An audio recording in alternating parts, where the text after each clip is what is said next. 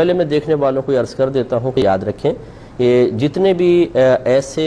پانی جمع ہونے کے مقامات ہیں کہ ان کی لمبائی چوڑائی کو ضرب کریں تو 225 فٹ نہ آئے، جیسے چھوٹا ٹب ہے، بالٹی ہے، واشنگ مشین ہے، یا انڈر گراؤنڈ ٹینک بھی اتنے بڑے بڑے نہیں ہوتے ہیں کہ آپ ان کو اگر ان کے لمبائی چوڑائی کو ضرب کریں تو 225 فٹ آ جائے۔ ایسی جو اوپر کی ٹینکیاں ہوتی ہیں تو جو اتنے چھوٹے اتنے کم پانی کو لیے ہوئے چیزیں ہوتی ہیں انہیں اسے کہتے ہیں چھوٹا حوض، یا اس پانی کو قلیل پانی کہتے ہیں۔ اور شرعی لحاظ سے اس کا حکم یہ ہوتا ہے کہ ان میں اگر ایک قطرہ بھی نجاست گر جائے، چاہے اس کا رنگ وغیرہ ظاہر ہو نہ ہو، کل ناپاک ہو جاتا ہے۔ یہ سب یہ اچھی طریقے سے مسئلہ جان لیں کہ اتنا ایسا کوئی برتن، ایسا کوئی ٹینک، ایسا کوئی حوض جس کی لمبائی چوڑائی کو ضرب کریں تو 225 فٹ سے کم جواب آئے، وہ سب چھوٹے حوض کہلاتے ہیں۔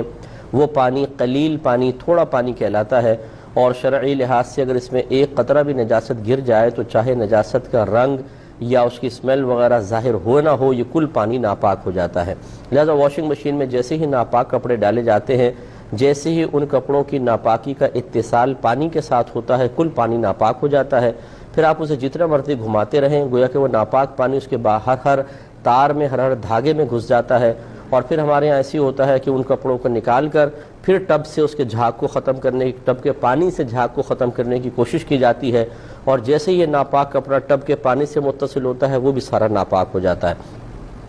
اس کے لیے بہتر طریقہ یہی ہوتا ہے کہ پہلے سے ہی سب اپنے اپنے کپڑے پاک کر کے پھر واشنگ مشین میں ڈالیں، یعنی جتنا حصہ ناپاک ہے، میں نے بارہا بتایا کہ جیسے تھوڑا سا حصہ کوئی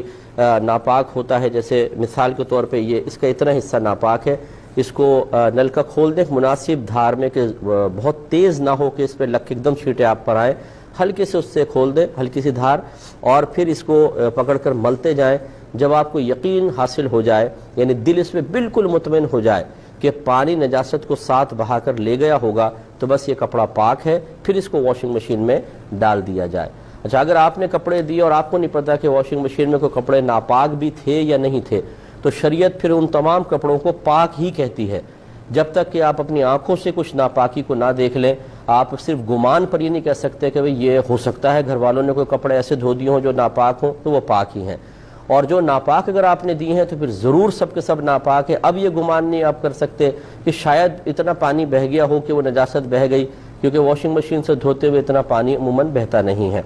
ہاں، یہ بھی میں نے آپ کو بتایا تھا کہ اگر بالفرض کپڑے دھل گئے پاک اور ناپاک ایک ساتھ، اب آپ کو پتہ ہے یہ سارے کپڑے ناپاک ہیں، تو ان کو ایک دفعہ بالٹی سسٹم سے پاک کر لیں۔ اس کا طریقہ یہ ہے کہ آپ ان میں سے 2-3 کپڑے لے کر، جیسے 1-2 جوڑے لے کر بالٹی میں ڈال لیں، نل کا کھول دیں۔ جب یہ اوپر پورا بھر جائے تو ہلکے سے ہاتھ سے کپڑے کو پانی کی سطح سے نیچے رکھیں، اوپر نہیں ہونا چاہیے، کوئی کپڑا پانی کے اندر ہو، اور اب یہ جب بھر گیا تھوڑا سا اس کو بہنے دیں، اور اس کی کوئی مقدار نہیں ہے کہ 1 ہاتھ یا 2 ہاتھ، بس تھوڑا سا بہنے دیں، یہ تمام کپڑے پاک ہو جائیں گے۔ تو اپنی گھر کی ماسیوں کو یہ طریقہ بتا دیجئے کہ تمام کپڑے واش کرنے کے بعد ایک دفعہ بالٹی سسٹم سے اس طرح نکال لیں، جیسے اب یہ پانی بہا نا تو یہ کپڑے پاک، اس کو نکال لیں، اب جتنا بالٹی میں بچا وہ بھی پاک ہے، اسی میں دوسرے کپڑے ڈالیں، پھر اس کو بھریں، تھوڑا سا بہائیں، یہ پاک ہوگا۔ اسی طریقے سے سارے کپڑوں کو ایک دفعہ نکال لیا کریں تو وسوسہ نہیں آئے گا۔ اچھی طرح یاد رکھیں، اب بالفرض اگر